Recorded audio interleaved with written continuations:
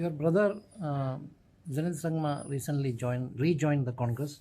Has it divided the family? That is the first one. Secondly, what is that bitter thing that prevents you from rejoining the Congress?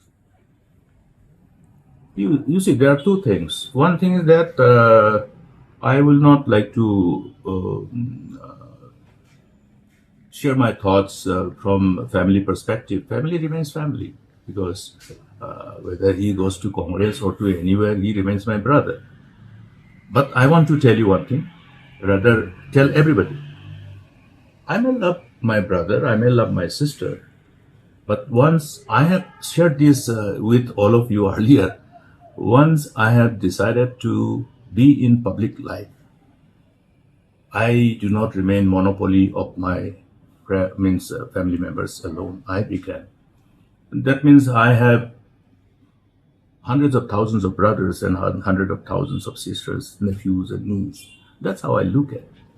And that is the conviction with which I have been working. My work, and as far as my work, which has been over the decades seen by people, will be a testimony to what I say.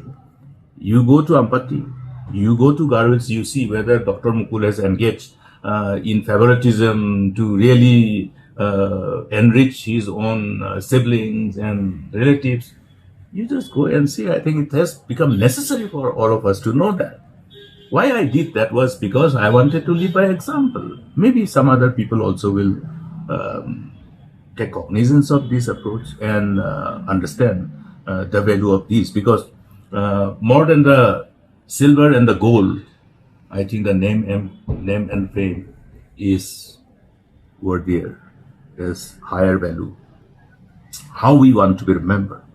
So this is one thing which I have said. So Zenith will have, I think it's an aspirational move. You might have thought his aspirations couldn't be fulfilled if he sits, but he may be wrong. I am telling you, he may be wrong, and he will be wrong. I'll prove it. So coming to the second part of the question, what is that bitter thing that prevents you from rejoining? Okay. You are talking about bitter thing. Now, the interest of the people in the state supersedes everything else. It also supersedes the interest of any political party, any political dispensation. Now, it is not that I nurture this bitterness, but then if I share with you the truth, then it becomes bitter. You see? It's not always so pleasant to share all our experiences. These are not something which has happened overnight. You know that I have left Congress and I have taken a very, very conscious decision. It's not that I have just jumped out, not thinking what to do, not having a plan for future. I definitely have a scripted chart of paths already scripted for the state of Meghalaya. As one of the members who have had the privilege of serving this state and building this state together with other leaders of the state. So I cherish them, and I still have time on my side, and it is my binding responsibility to see that the state that we have all collectively built together is somehow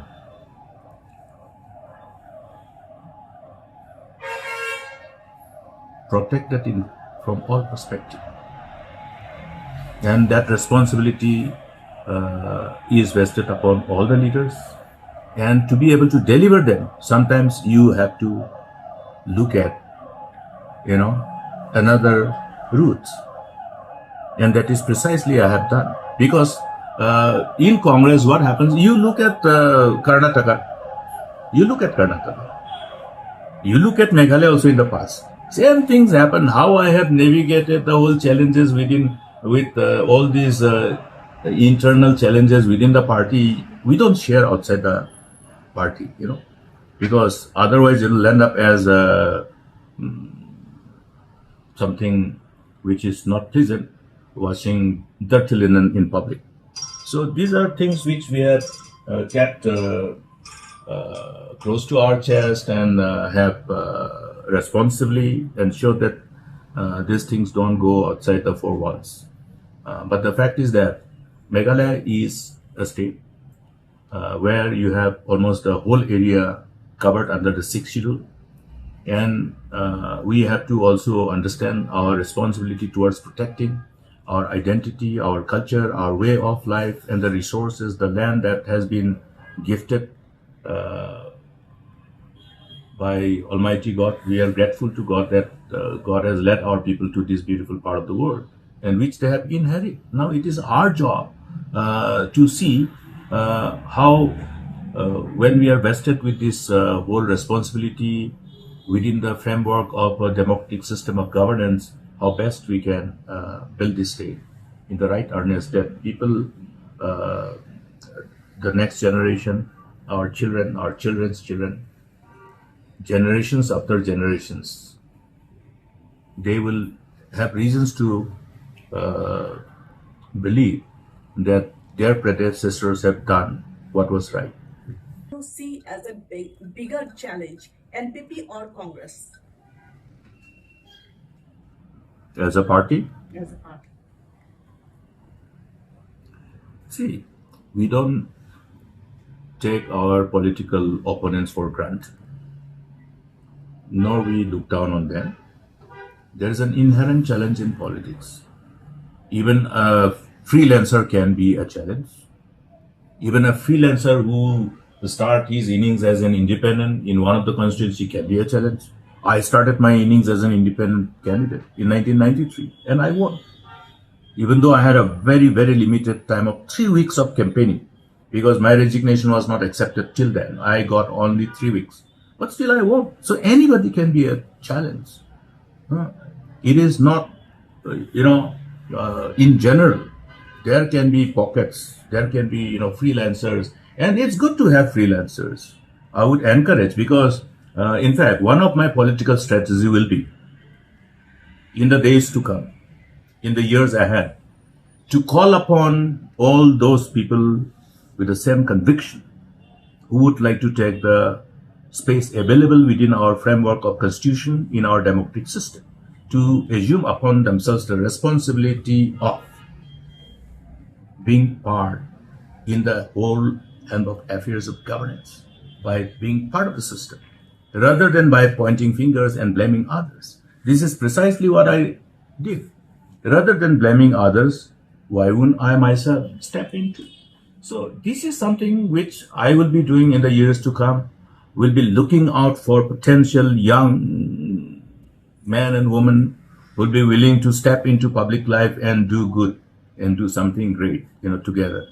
And I will be happy to be one amongst whoever are willing to be with me in nurturing them, in hand-holding them, and guiding them, and see that the state has